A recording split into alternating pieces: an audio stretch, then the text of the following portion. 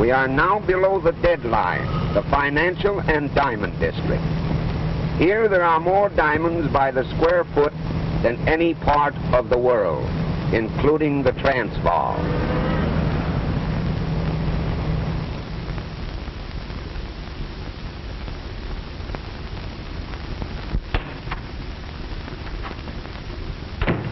Good afternoon, Captain. How are you, Peter? Oh, hello, Captain Simon. Hello, Molly. Mr. Abrams is expecting you.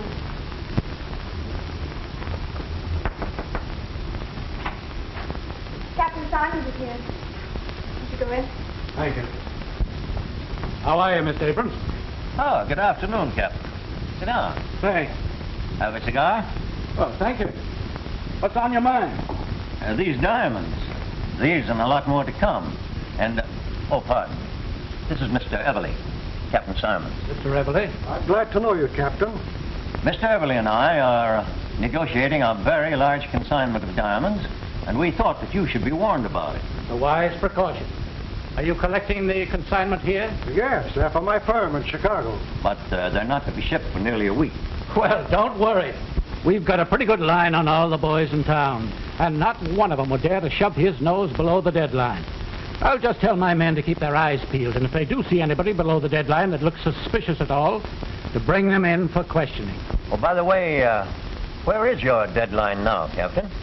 Still Canal Street? Yes, and if any of them come south of that line, it'll be just too bad. Well, so long. Bye-bye.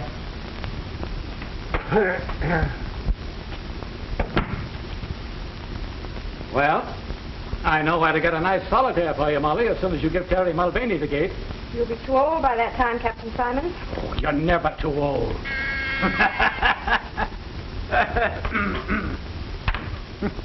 Yes, sir. Good day, Captain. Goodbye, Peter.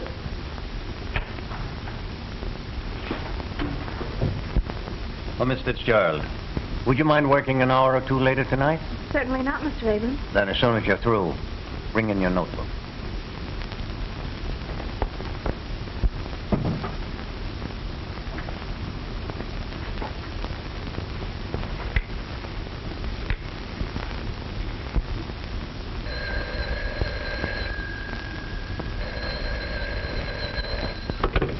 Hello?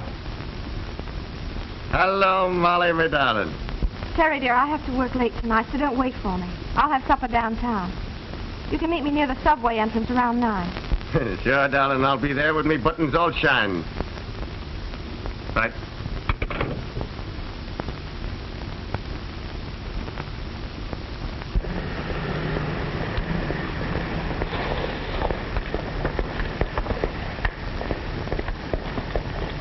Good evening, sister. How about a lift? Terry!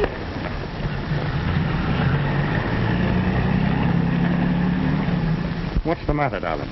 Oh, just a would-be Casanova. And what's that?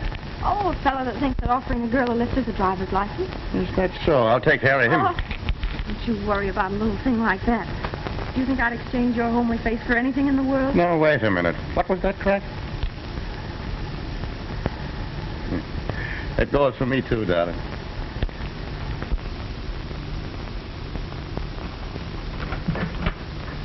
Hello, Annie, dear. Well, good evening, Miss Tiverton. How are you this evening? Why do people always think it's polite to ask silly questions? Well, look who's here. Have you had your supper? Yes, thank you. Glass of milk and a sandwich, I suppose, standing up at some lunch counter. Oh, well, this rush will soon be over, and then I'll have my evenings to myself again. Would you like some tea, Terry? Uh-huh. I'll go fix some. Are you still here? I thought it was time for you to be going home instead of coming here visiting. Well, I suppose it is a little late for elderly people, but Molly and me won't mind if you want to go to bed. If you expect me to resent that, you're wrong. Why on earth don't you sit down? You've been on your feet all day, haven't you? I tell you, that I have. The poor dogs. Every time I make them walk, they get sore. And when are you going to get this advancement you're after?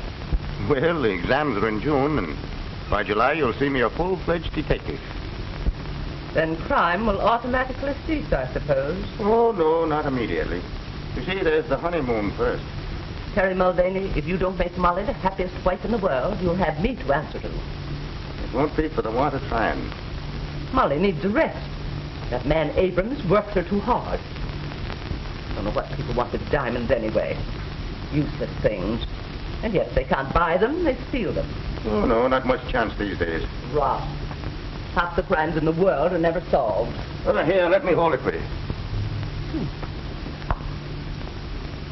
Well, at last I found a use for a policeman. Oh, I don't know. Molly found one.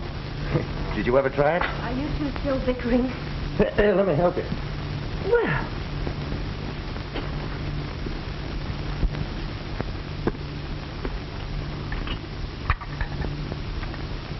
What are you sewing on now, darling, if I'm permitted to ask? Pillow slip, Mr. Mulvaney, for that red head of yours. you'd think you two were married already. When I was a girl, no young lady would have said such a thing. Did you faint, too, or was it swoon?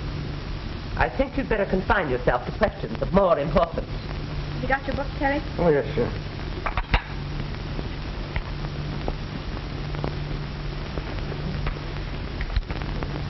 When an officer takes a prisoner into custody, what is his duty? To search the prisoner for weapons and evidence and conduct him directly to the station using every care to prevent his escape. Good. Under what circumstances is a policeman legally justified in using his pistol? What's that, correct? Under what circumstances is a policeman legally justified in using his pistol?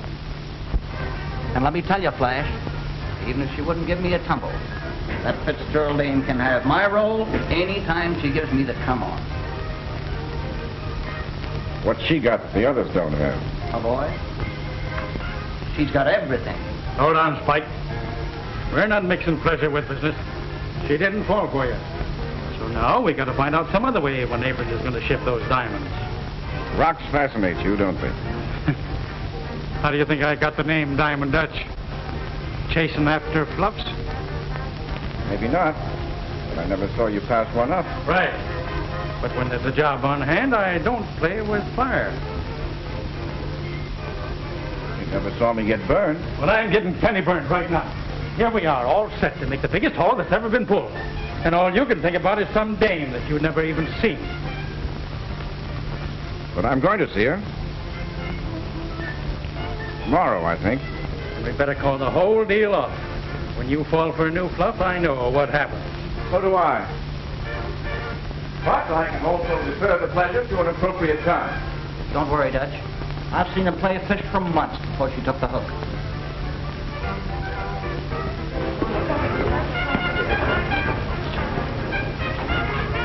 All right. But when does Abrams get in the balance of that consignment? That's all I want to know. Why pull this job a day too soon? When by waiting another day, we could get maybe $100 grand more.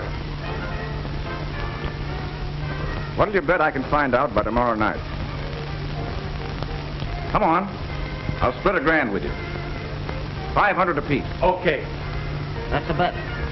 You can land that Fitzgerald dame, you've got it coming.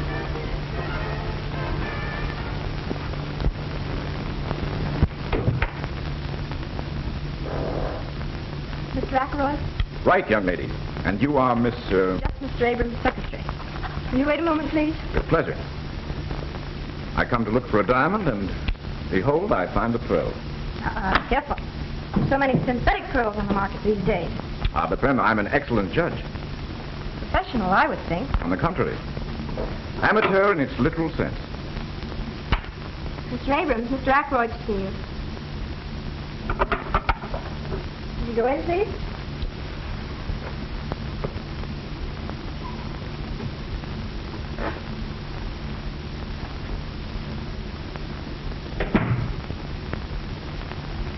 Sorry I'm so late.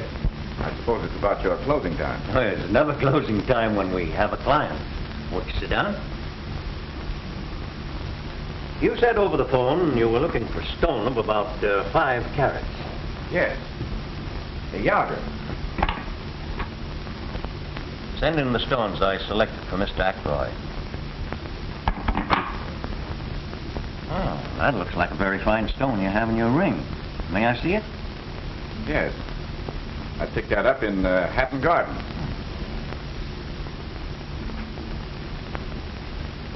My, you know diamonds. It's perfect. Can you match it? Well, you can judge for yourself.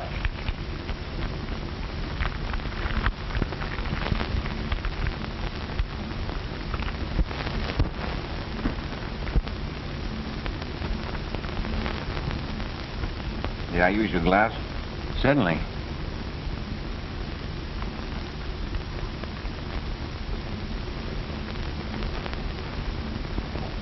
Aren't you going home, Molly? Doesn't look like it, does it? I had a date, too. Woman proposes, but business disposes. Well, I'll be glad to get home and dispose of that corned beef and cabbage that's waiting for me.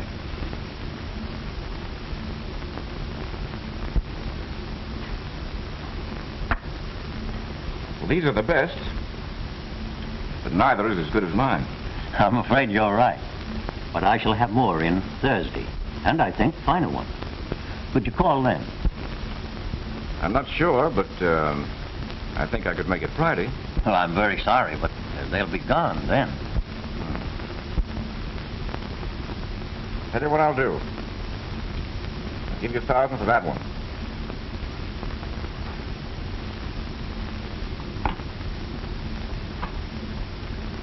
Miss Fitzgerald, make out a receipt for Mr. Ackroyd for $1,000.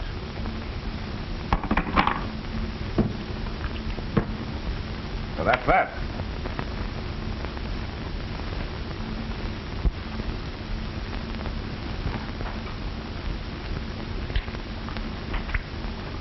Here's your receipt, Mr. Ackroyd. Thank you. I'm sorry to have been the cause of keeping you so late, but perhaps I can drive you home. Well, I am rather late. Then why don't you let Mr. Ackroyd take you home? All right. Good night. Good night. Good night.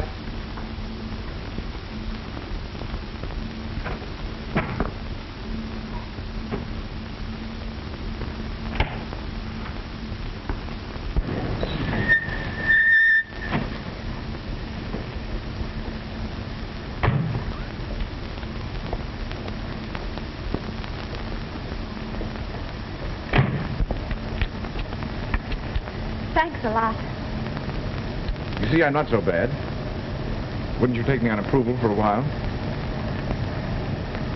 Someone else? There's the proof. Hello, Terry. This is Mr. Ackroyd, Officer Mulvaney. Glad to know you indeed. And so you're the reason she was so anxious to get home. Meaning what? Well, you see, Mr. Abrams and I kept her a little late, and I offered to make amends. Oh, so you're a friend of Mr. Abrams. Well, that's different. Well, I'm afraid I don't follow. Terry thought you were another smart aleck, like the one that tried to pick me up the other night. Well, I might be sorely tempted, but I don't think I'd try. I seem to be a better judge of character than you are. Well, good night, Mr. Mulvaney. Good night, Mrs. Sherrill. Thanks again, Mr. Ackroyd. Don't mention it.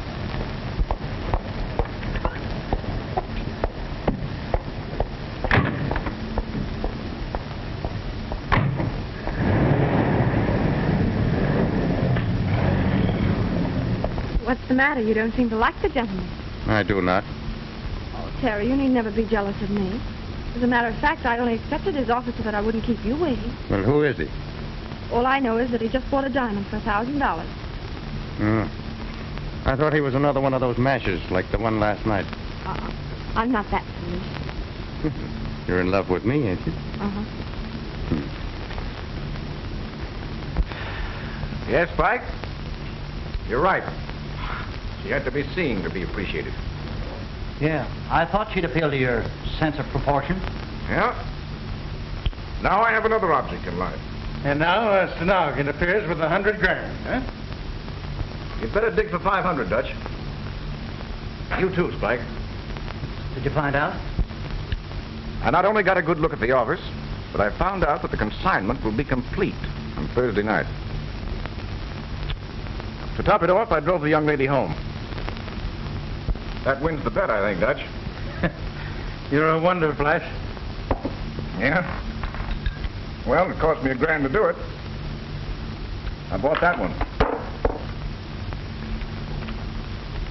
Only worth $800. Oh, I'll get most of it back. Take a look at the girl's writing, Spike. Could you imitate it? so she couldn't tell the difference herself. What's on your mind? She seems to prefer an Irish harness bull to me. And what, he says? Oh, so you're a friend of Mr. Abrams. Well, that's different. Begor, I'd like to push the ugly mug of him down his own throat. All right, forget it. We got to think about this job ahead of us. That's just what I'm doing, Dutch. When you're pulling a big job, it's always safer to have some goat to take the rap. Sure. It satisfies the public and gives the cops a chance to save their faces. Right. And this is where I kill two birds with one stone.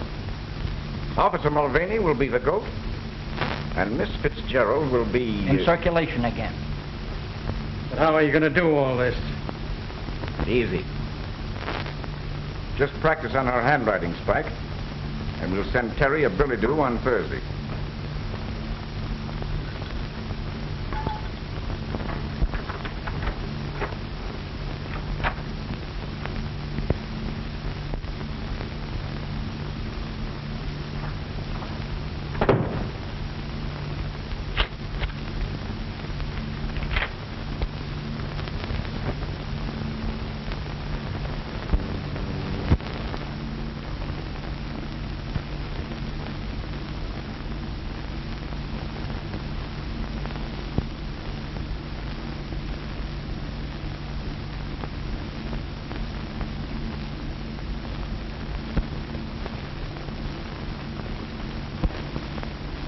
Sure glad I'm not on duty down here every night. It's too quiet.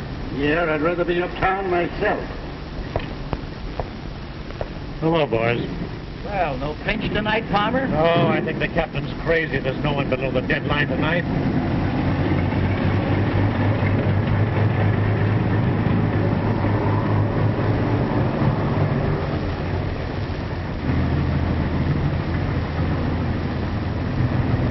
$5,000 worth that have to be towed in. Yeah, the best of them cracked up. Give me my old flivver. It's never let me down yet. Fetch wood. Better make the rounds again, boys. Okay, see you in jail. Right.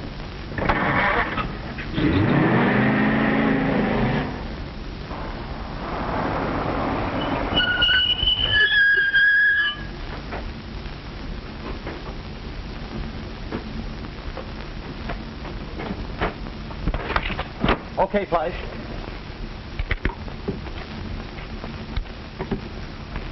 See anybody? Passed 3 bowls and they never give us a tumble. Let's get going then. All right. Hey, just a minute, buddy. Well, for crying out loud, what are you doing down here? Well, what's the matter with you, Bill? You got the jitters? Who is it? Why, it's Bricktop Mulvaney from 14th Street. Yeah, and don't go be saying anything at the station about seeing me down here, or I'll wipe up the floor with you. Oh, you know me, Terry. Yes, I know all of yous. So long. So long. Hey, what's the gag? Oh, nothing. We've been ribbing him at the station about being in love. He's got a girl works down here. Well, we've seen somebody anyway. Yeah, let's shove off.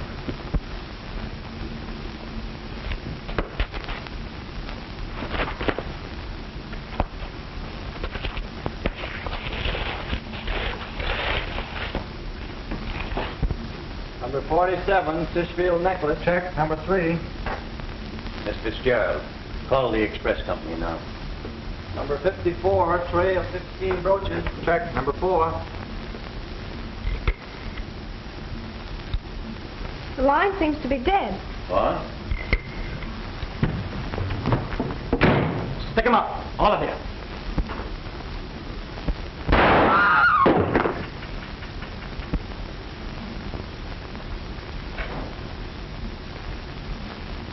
Good work, Terry.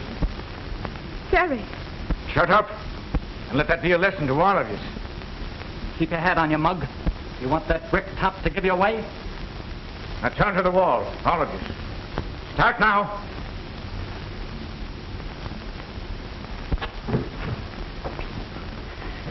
Move over. Keep 'em up.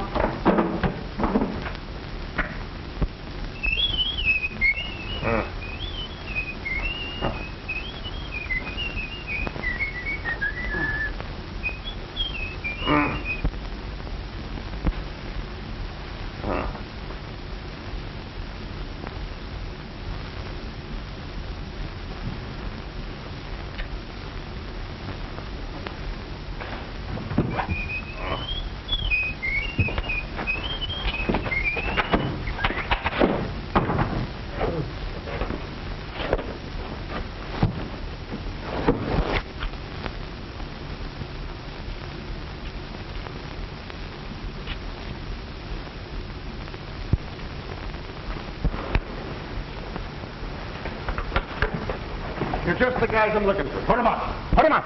Put them up? Well, what's the rib? Cut out the innocent stuff. Now, wait a minute. This is no time for kidding. You've got to help me find the guys that slugged me. I wish we were kidding, Terry, but you're under arrest. Under arrest? Well, what am I under arrest for? Murder and robbery of the Abrams office. No, wait a minute. The Abrams office? Well, how about Molly? Is she hurt? You ought to know. You were there. You can't get away with this. Abrams recognized you and you plugged Peters. They all heard the other two call you by name. And even if they hadn't, that brogue and red hair would give you away. We saw you heading for Abrams' office just before the stick-up. Oh, I must have been framed. Say, will you take me back to where they held me? You'll find the rope that was tied me up and the blindfold and the tape that was over my mouth. Wouldn't hurt to take a look. Even if we did, what would that prove? He could have planted them. I was slugged, I tell you. Sure, I was on my way to Abrams, but Molly asked me to call for her. Here, look in my side pocket. You'll find a note from her. There's nothing there. You killed a guy in cold blood, Mulvaney, and it'll take more than a bluff to get you out of it. Oh, they must have frisked me after they slugged me. Oh, please, will you take me? Yeah, we'll take you back to Abrams' office, and Captain Simon's there, and you can tell it to him. Go ahead, Max, put him in. Rooney, put that handkerchief over his face.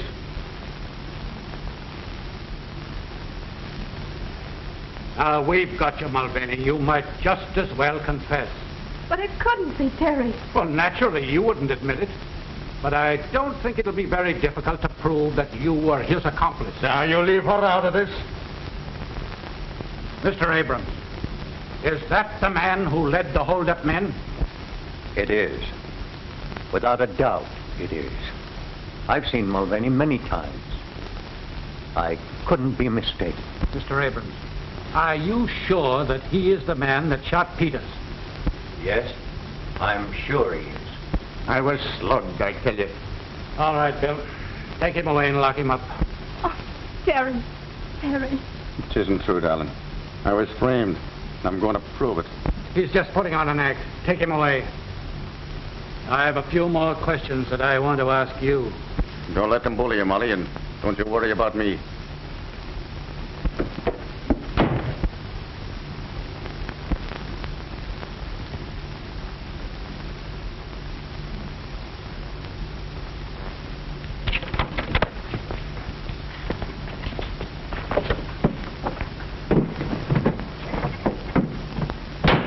I'm sorry, Bill, but I was framed and I can't prove it in jail. Yeah, 26532. I'll send it right out. Okay. Calling all cars. Attention, all cars. Mulvaney has escaped in a police car. License number 26532. He drove north on Avenue A. Block all roads and bridges leading from the city. He's handcuffed but armed. Bring him in, boys. That's all.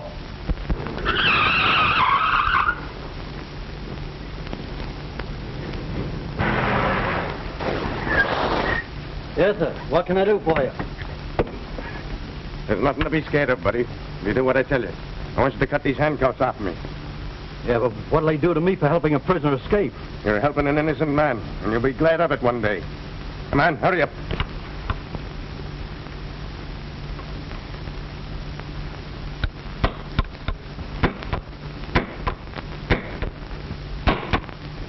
And after they're off, you gonna plug me? I'll make a bargain with you. I won't harm a hair on your head if you keep still about this. All right. Calling all cars. Attention, all cars. Mulvaney reported seen on Lincoln Highway speeding west. Use special caution. He's probably listening to these broadcasts, so we can't give location of blockades. That is all. Come on, hurry up. Repeating broadcast 47. Mulvaney reported seen on Lincoln Highway speeding west. Step on it, Dave. We must be right on his tail. Thanks.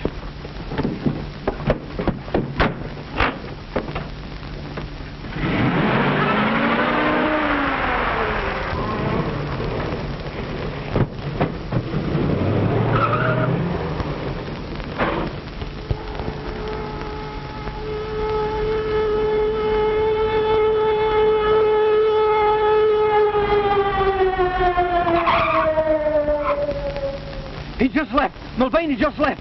He made me cut his handcuffs. He went in that direction.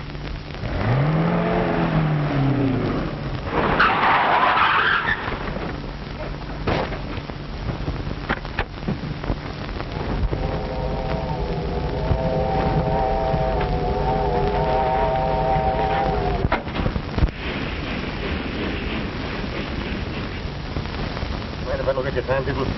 You belong in these parts? No, just business. What's the next stop? Don't you know what train you're on? Oh, sure. The Tipsy train. No. You gotta go back to Hopewell Junction to get that.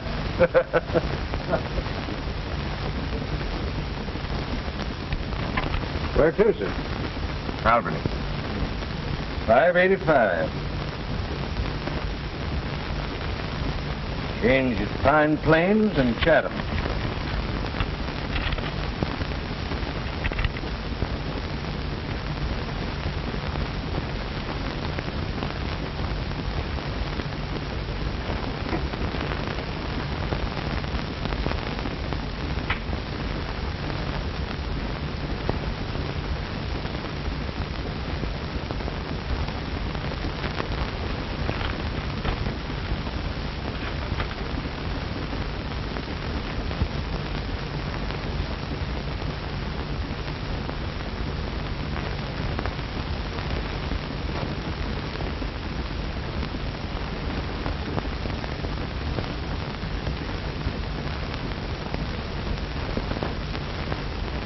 Police wired billings.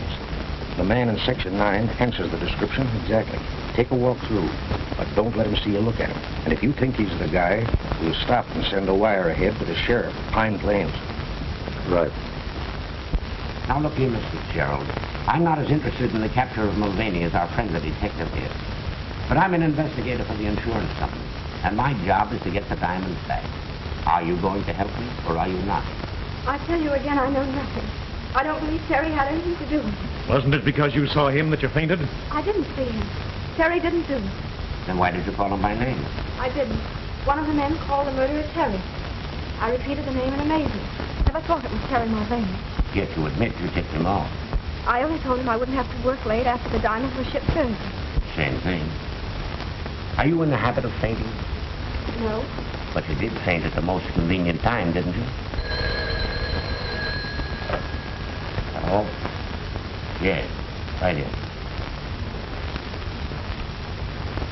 Thanks. Hello? This is Stenton calling by request, Bill. Hi, diddle diddle, the captain of the fiddle. What's that? You got him? That's great, okay. You don't know anything, huh? Then let me tell you something. Mulvaney's been caught and he's confessed and he said that you were in on it. I don't believe it. Your game's up, girlie. You'd better cut out the bluffing. You're doing the bluffing. If Terry had been caught, don't you think you would have been overjoyed? Instead, you sat there and watched my reaction. You'd better learn to act. Sorry I can't say the same thing to you. But I'm very glad to know just how clever you are. Well, they both think they're clever. Mulvaney has as much chance of getting away as the well-known dog with rubber legs has. How's this? Feel certain passenger on number 19 is Mulvaney, wanted for murder. Meet train at Pine Plains. I hope there's a reward out for him. Maybe there is. You stop at Clinton and shoot this ahead.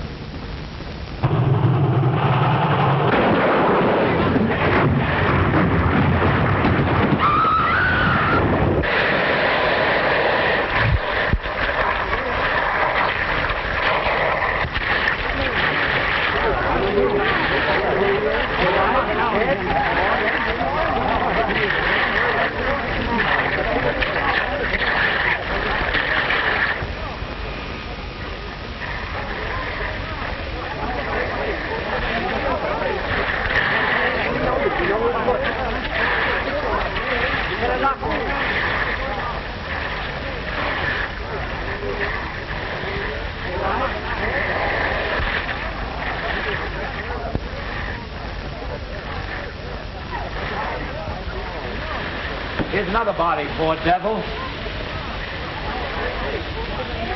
Look at his face. Or what was his face? Hey, John, we found the body of the conductor and the brakeman.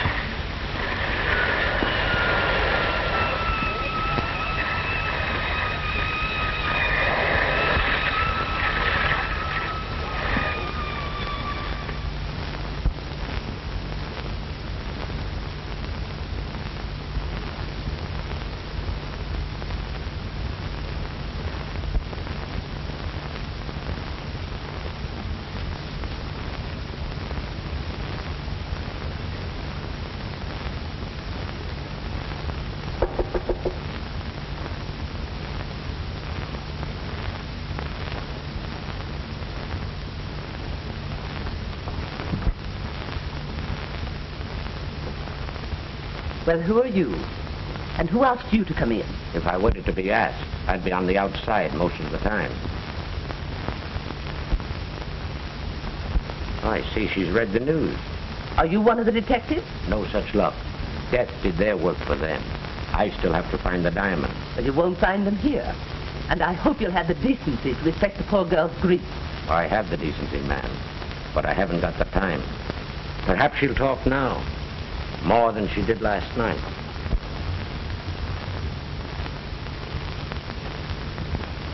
Are you ready to talk now?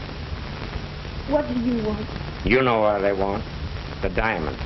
Can't you leave me alone? Can't you understand anything? Terry didn't do it. And now he can never prove it. He proved that he did do it, you mean? Do you think that getaway of his was an act of innocence? Not on your life. He was innocent, I tell you.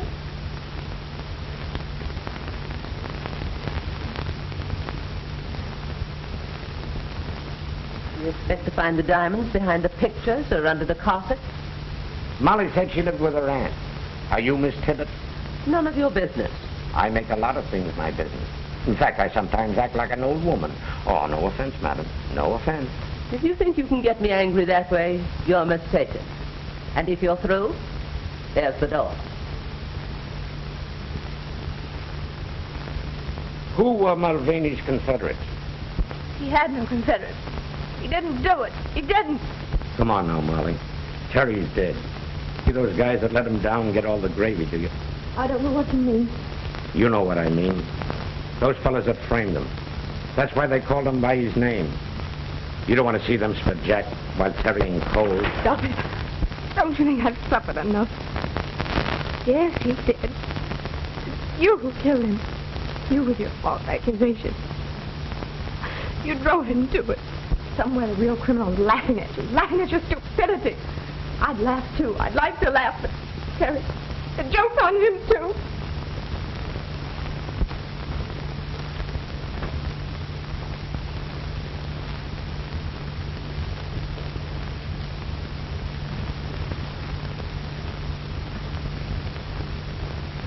You think he can pull through?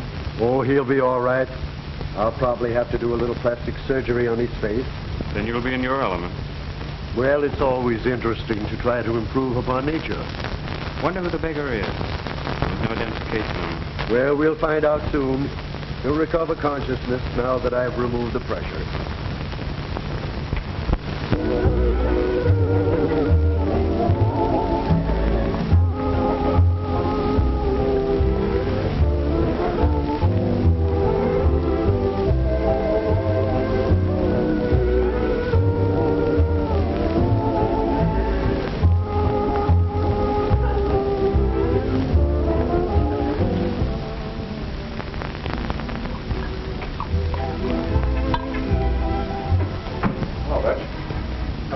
I see. It's my long suit. You're telling me? Well, everything still seems to be under control. Sure. Dick's haven't the ghost of an idea that was our job. They're still sure it was Mulvaney. But the cops are still watching every fence for the stones. Certainly. Why not? Every time there's a job pulled, the guys make the same mistake. They want to cash in right away. So they peddle the stuff while it's hot, and they're picked up. I tell you, Dutch, we have the right idea. Handle each job like a legitimate business. And don't expect any profits for the first year. And that's why we're still in business. And never even an entry on the blotter against us. Well, those Abram diamonds are staying under cover for a year. Okay with me.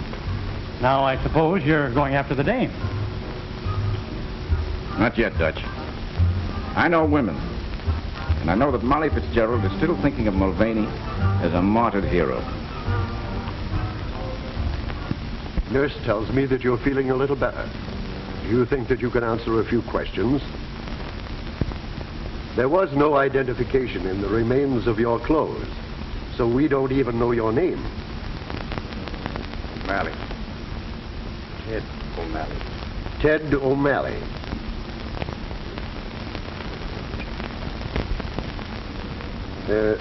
Have you any relatives or friends that we can notify? By the way, what kind of a nose did you have? I mean, I shall have to build up your nose from practically nothing. Couldn't you get me a photo to go by? I'm afraid he's a little too weak yet, Doctor. Oh, well, I'll give him a classical one.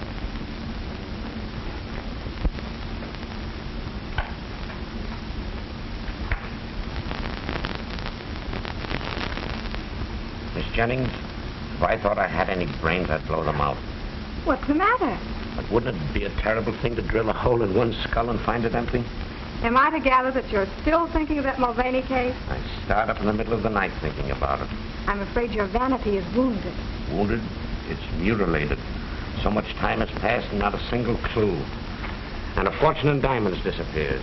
A strange case, all right. I'm going to see that Fitzgerald girl again. I think she must be bluffing.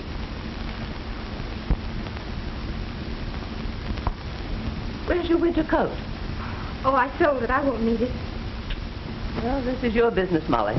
But I'd like to see anybody try to force me to leave town.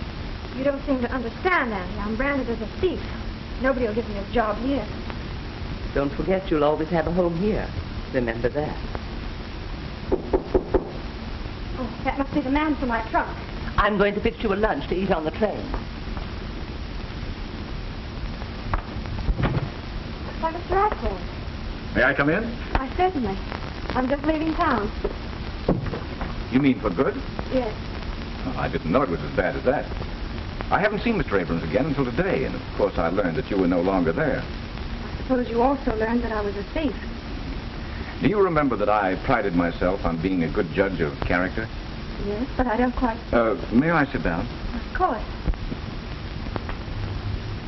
I heard about the robbery at the time, but I had no idea that you were supposed to be implicated. I wasn't. You don't have to tell me. That's what I meant when I said I was a judge of character. Thank you.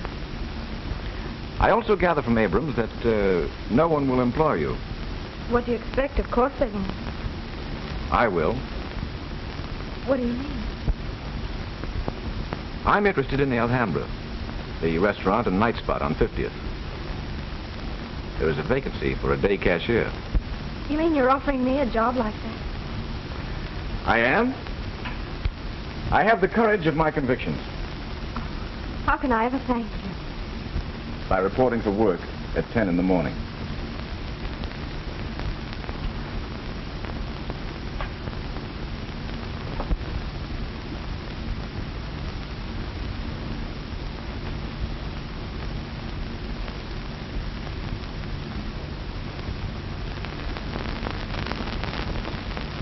Yes, we can leave the bandages off now.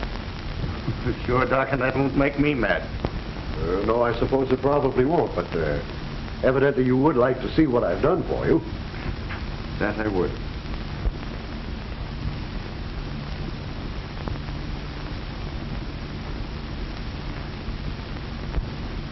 Well, O'Malley, how have I done? Hey! Don't break all my fingers. Well, Doc, that's exactly how I feel. And I doubt very much whether I'll ever be able to again. But evidently you approve. Tell me, is it as good as the original? Well, Doc, I think it's a bit improvement. And if it wasn't for me head, I wouldn't even know myself. Well, you know, you really could dye that and have a little joke with your friends. Huh? Oh, yes. It would be a joke, wouldn't it? Well, I'm really glad that you're pleased. And the railroad company will be, too. You'll probably let them down easier. What do you mean? Why, the insurance adjuster has been here several different times. They offer to settle with you for $2,000 in cash and all your hospital bills. $2,000? Yes, and you won't have to go to court and give half of it away to some attorney. $2,000?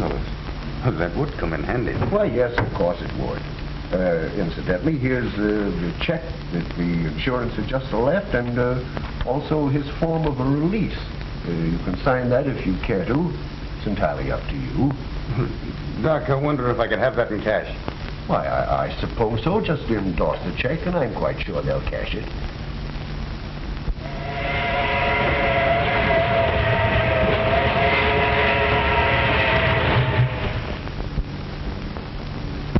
Come in. Thank you, sir. Won't you sit down? You're the investigator employed by the insurance company on the Abrams robbery. Correct. Well, sir, I'd like to right her wrong. Commendable ambition, but I don't see the point. Well, Mr. Pearson, it's only a hunch, but a faith in human nature. Would you mind telling me who you are and what you are? Well, I'm just a dumb pug. I'm training over here at Artie Nolan's, and I come from Colorado. And I had a brother here on the force, and he got into a bit of trouble. We were pals from the time we were kids, and I'm sure that he'd never do anyone any harm. Mr. Pearson, that man was Terry Mulvaney.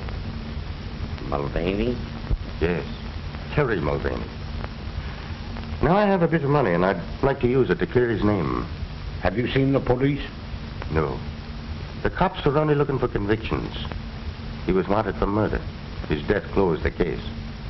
Now, you have no axe to grind or politics to play. That's right.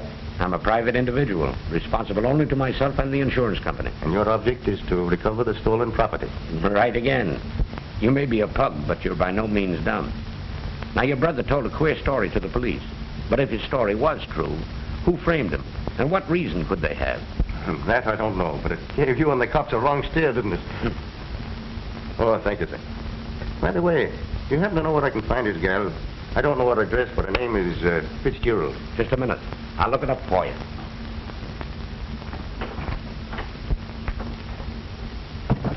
Miss Jennings, get the Mulvaney file. Quick, the fingerprint record.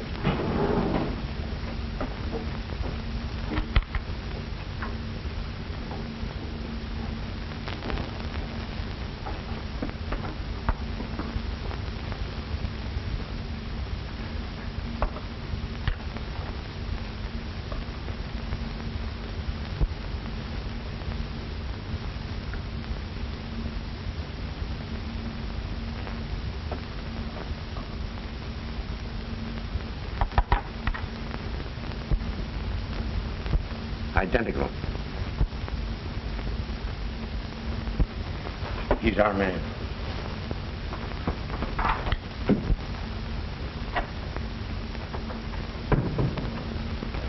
As long as you know the town, I'll show you over to Miss Fitzgerald. Oh, well, that's all right. Only be careful not to shock her. Remember, she thinks you're dead, Terry. How did you know? Because your yarn sounded phony. I watched you closely and decided that your hair might have been dyed. So I proceeded to get your fingerprints in my cigarette case, and they compared exactly with the ones found on the stolen police car. To think I wanted to be a detective. You're doing all right. We're going to work together on this case. I take it that's what you want. Why, that's more than I expected.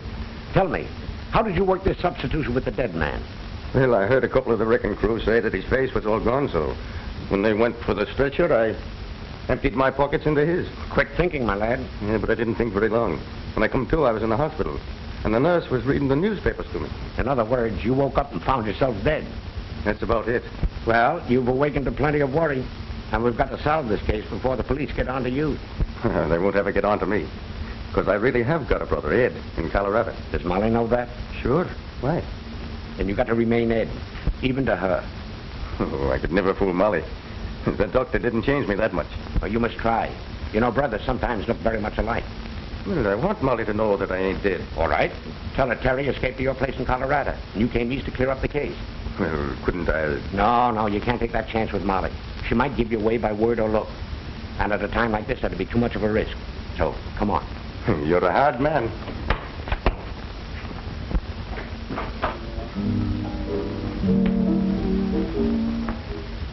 We saw Pearson outside talking to a guy. Pearson? Oh, the insurance company's loose. Forget it. What'd you find out? Well, we can get rid of a few grand's worth. It's safe enough now. You don't think Pearson means anything? Not a thing. He used to park on Molly's trail, but he's given that up. And I still claim you shouldn't have given that dame a job here. Why? Well, Fluffs have brought down bigger guys than you, Fred. Oh, forget it.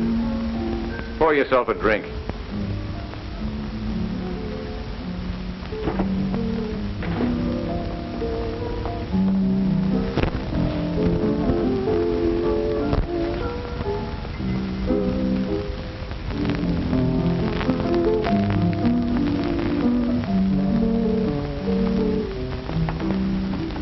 Good evening, Molly.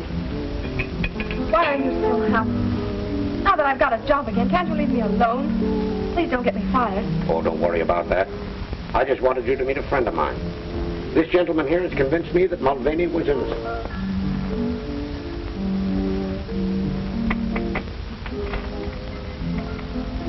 Terry. No, Ed.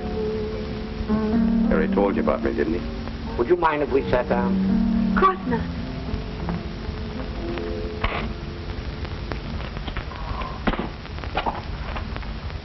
Yes, Terry did tell me about you, but you might be his twin. No, is that nice? Here I thought I was much better looking. You talk like him, too. Of course, your hair is darker and your nose is different, but if Terry weren't dead... He's not dead, Molly. He escaped from the train wreck. He's not dead? Are you sure? Have you seen him? Yes. He's at my place in Colorado. Is he well? As well as I am, and I never felt better in my life. Now, if you'll dance with me, I'll tell you all about him. Oh, I'm far too happy to dance in this jam. I want to tell Auntie. Can we all go home and you can tell me on the way? Now, wait a minute. How about your supper? Oh, I'm far too happy to eat. Come on, Mr. Pearson. No, you two run along. I'll stay here. Hey, boss. Pearson and that ape we saw him with outside was talking to Molly. She's acting up like a 2-year-old.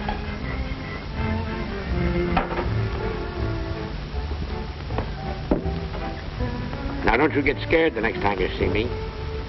Good night, Ed. And you be careful. Careful of what? Oh, you know, a nice young fellow and a pretty girl and a romantic moon. Must I tell you the rest of that? Come on, Mr. Mulvaney.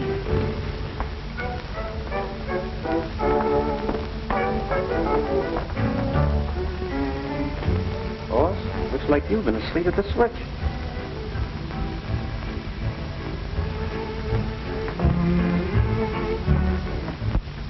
If it hadn't been for Mr. Ackroyd's kindness, I'd still be out of work. Isn't that right? That's right. Now, look.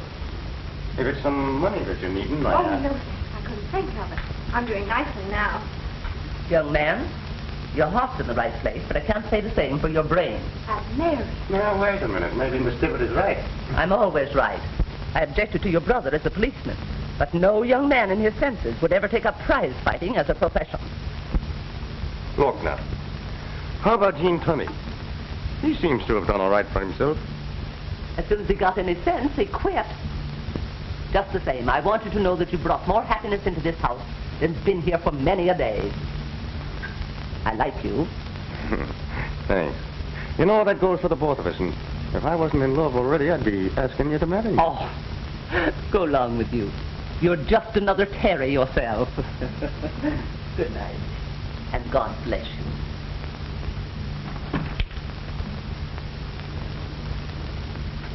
Well, I guess I'd better be going, too. Oh, no. I want to hear it all over again. Again? Oh, my dear child, I told you in the taxi, and I told you in the park, and I'm just after telling your Aunt Mary here. I know, you're a darling. I didn't mean to say that. Well, what's wrong with calling me a darling? I don't know, something just came over me. I suppose it's because I'm so grateful to you, Mr. Mulvaney. I thought you promised to call me Ed.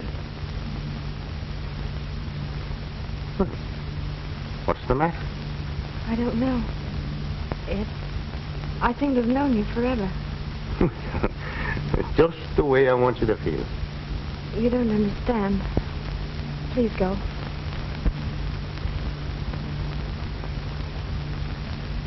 I'm sorry. Will you forgive me? For what? I was going anyway. I suppose you think I'm crazy. I feel crazy. After all these months of anxiety, you suddenly appear and sweep it all away. I want you to know how happy you've made me, and how grateful I am to you.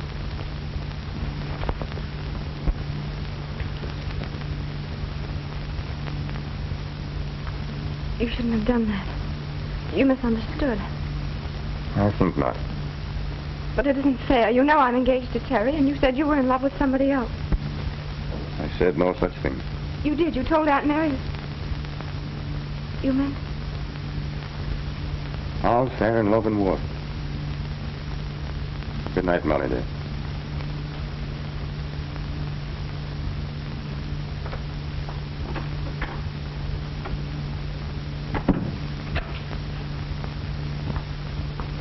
gun. Oh, Aunt Mary, what'll I do? What's the matter, Molly? Oh, I know it's terrible, but the boy, the mannerisms. I felt sure it... Sure of what? He was Terry. Oh, don't be crazy. They're almost dead ringers, it's true. But Terry wouldn't dare show his face around here. There.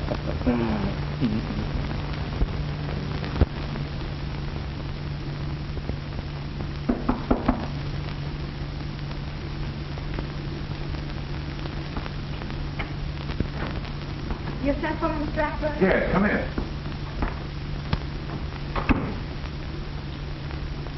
Sit down, Molly. I want to have a talk with you. Cigarette? No, thank you. You have a good time last night? Yes, I heard some splendid news. Why do you ask? Well, I happened to see you go out with, Mr. Mulvaney? Mulvaney. Yes, he's a pugilist. Oh, a fighter, eh? I never heard of him. He's Terry's brother from Colorado. He's training with Artie Nolan now. So if it isn't one Mulvaney, it's another. Why do you say that? Look, I've been pretty nice to you, haven't I? I've left you alone and never bothered you. Waiting until you got that crook Mulvaney out of your mind. Now, don't interrupt. I'll do the talking. I wasn't going to say anything until you got rid of the blues. And now, when I see you're happy for the first time, it's with another guy. Don't I deserve a better deal than that? I'm sorry. I'd no idea you felt that way. Listen, you're not as dumb as that. Why do you think I gave you a job here when everybody else thought you were a crook? Mr. Pearson doesn't think so now. Listen, Molly. The cops have been on this case for months now, and there aren't any clues. If you think that he'll ever be proved innocent, you've got another thing coming. Even if he were, what's the matter with me? Don't you think I'm a better catch than an Irish harness bull with a brogue as thick as a shillelagh? No, me darling, it's time you got wise to yourself and started being nice to the fine gentleman that's been nice to you. Wait a minute. Sorry, Flash. Well, I shall appeal to your reason at a more convenient time.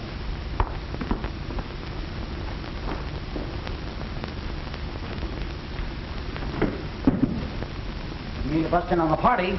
But what about the stuff? Dutch has got a deal to unload the whole lot, and the guy's waiting.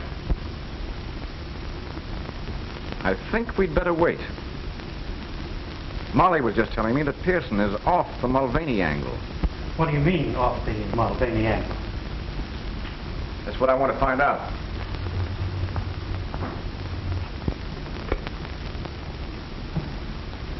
Send Al up here at once. What? What's the matter? Molly's walked out. That's the best news I've heard today. Shut up. She must believe I'm an awful sap if she thinks I can't keep her from walking out. Well, maybe it'll be more fun this way. Okay, Oscar. Keep Molly's job open. What do you, boss? Yes, Al.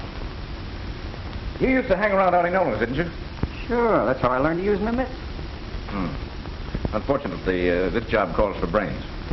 However, I'll try you out. I want you to go back there and get to know a pug from Colorado. He's a brother of Terry Mulvaney's. What's he look like? You saw him last night going out with Molly. Oh, I thought there was something familiar about that mug's face. What do I do? Spoil his looks? Oh, no, nothing so crude. Just get his confidence and when you...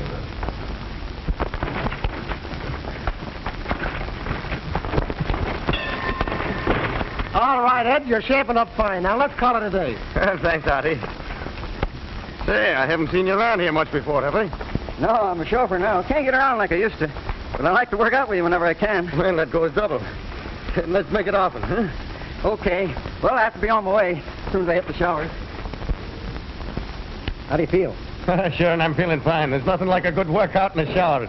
Yeah, I'm going to get with you again. Or maybe some night when we have the car, we'll go places. Well, I'm not much for that night stuff.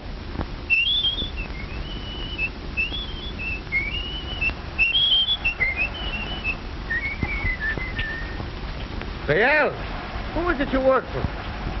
Flash Ackroyd, the guy that owns the Alhambra. Oh, that's funny. I met a gal that works there. She used to be engaged to my brother. And boy, did I fall for her.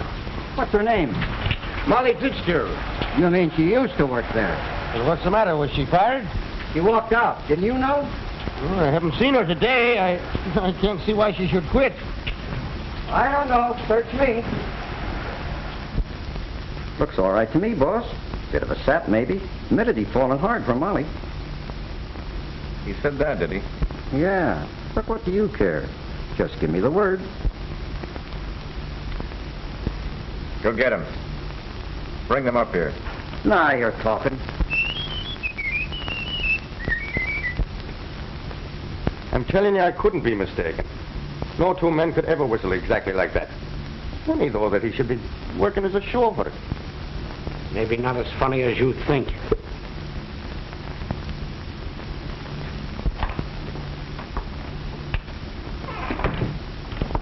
I just got your message, Ed. Oh, you're not mad at me after all, eh? I mean, for... Excuse me? For kissing you last night. Are you going to learn to love me? That's not fair to me or to Terry. I told you before that all's fair in love and war. Repeating it doesn't make it so. Molly, sit down. I want to talk to you. You know, from the first minute I walked into that place last night and laid eyes on you, the heart within me stopped. And then it started to pound like a trip hammer. And that sounds something like love, doesn't it? Not necessarily. It could be indigestion. Once a snooper, always a snooper. That's what I'm being paid for. Why did you walk out on Ackroyd? He said that he had an ulterior motive in giving me a job. How did you come to meet him in the first place? He came to buy a diamond from Abrams. That checks. With what? Theory, young man. How long before the robbery was that? Oh, just a few days. Then if he bought a diamond, he got a receipt. Yes, I made it out myself. Better than I expected. Then that would give them a copy of your handwriting. Remember the note from you that Terry told the police about? Yes. Well, that would put Terry just where they wanted him. One of them might have had red hair, or he could have worn a red wig. And if he was able to imitate Terry's brogue... Oh! What's the matter? Ackroyd. Ackroyd gave me a perfect imitation of it. And that checks. Somehow I think we're getting places. Do you really think so? Yes, I do. And you needn't worry about a job anymore. I can get you back with Abrams anytime you want. But you'll soon have Terry back, and then you'll be getting married. Yeah, wait a minute. What's that crack? Do you think Molly would take a cop when she has a chance to get an up-and-coming pugilist like myself?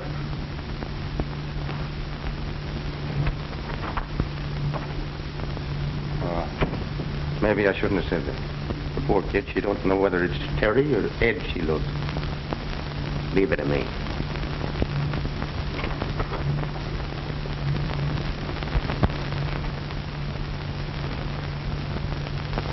What's the matter, Miss Fitzgerald?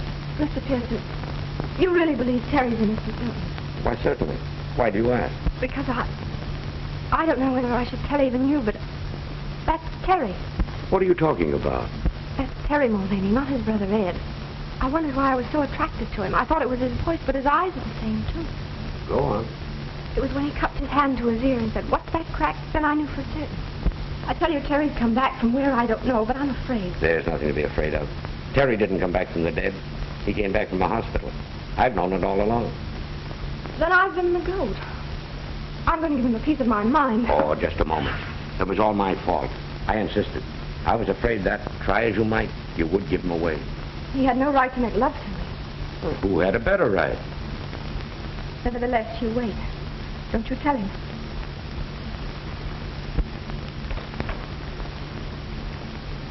Run along, you two. I've got to get down to police headquarters. Will you see me home, Ed? Will I? In a taxi through the park.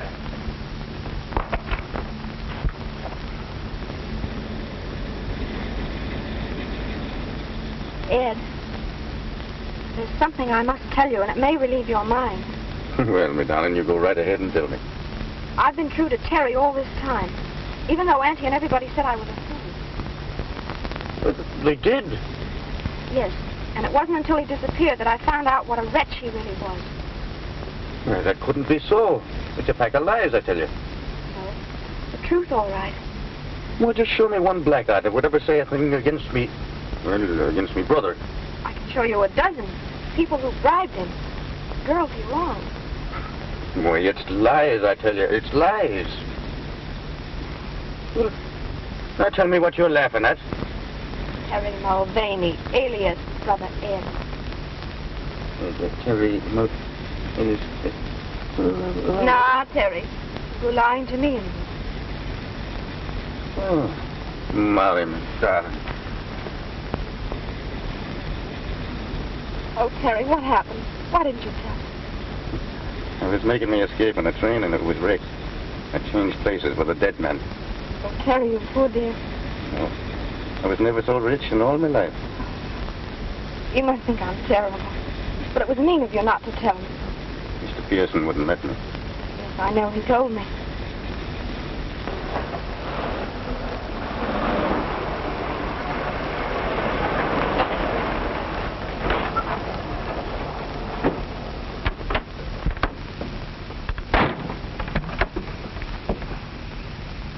Hey, now, wait a minute. This ain't the place I told you to go. Right, but it's the place you're going. Well, what's the racket? No racket at all. A guy just wants to talk to you. Come on, both of you.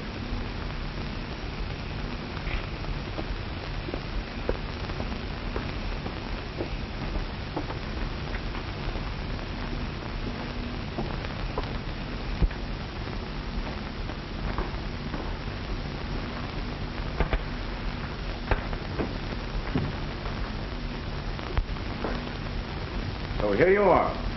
Well, what do you want? Just this. I don't stand for anybody muscling in on my territory.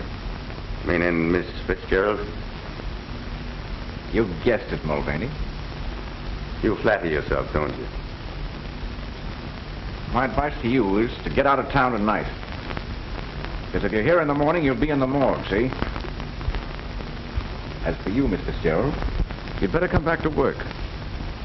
If you don't, there'll be a shortage discovered in your accounts. And that, after being mixed up in a diamond robbery, would be just too bad. Just a minute. Throw him out. If he gets noisy, well, you know what to do. But, boss, this guy isn't Ed Mulvaney. What do you mean? I heard him in the cab saying that he had changed places with a dead man. His real name is Terry Mulvaney. That it is. What about it? You're wanted for murder. What are you doing back in town? Looking for the guy that framed me. Still sticking to that story. Who do you suspect now? Who do you think? Got the car handy, Al? Sure, boss. See them home.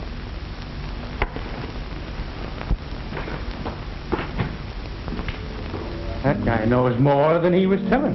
Pearson must be onto something. I knew that dame would snag us sooner or later. Who's snagged? Maybe they don't know a thing. I'm just not taking any chances. The alley's full of cops.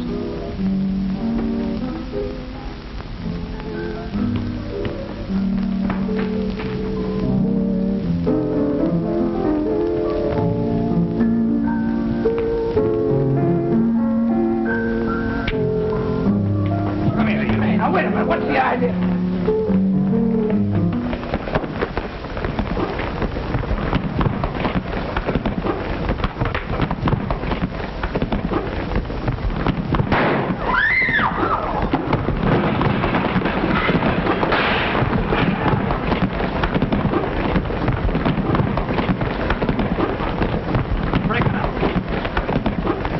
Are you all right, sir? Why, sure he's all right. What do you think I've been training at Artie Nolan's for?